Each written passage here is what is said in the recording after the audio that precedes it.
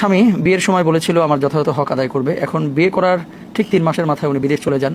5 বছর হয়ে গেল স্বামী দেশে ফিরছেন না। স্ত্রী হিসেবে শুধু ভরণ পোষণ আমি ভাত কাপড়কেই মনে করি না, আরও কিছু অধিকার এটা আমার পাওনা রয়েছে।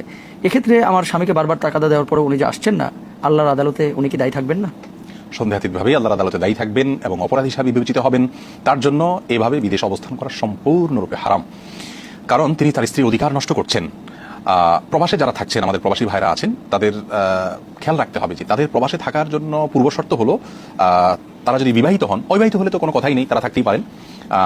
বিবাহিত যদি হন তাহলে সেক্ষেত্রে তাদের স্ত্রীর পারমিশন লাগবে। অর্থাৎ যে দেশে যাচ্ছেন সে দেশ আপনাকে ভিসা দিলেও আরেকটা ভিসা আপনাকে নিতে হবে, সেটা আপনার স্ত্রীর কাছ থেকে ভিসা নিতে হবে। স্ত্রী যদি বলেন ঠিক আছে তুমি থাকো, তাহলে আপনি থাকতে পারেন।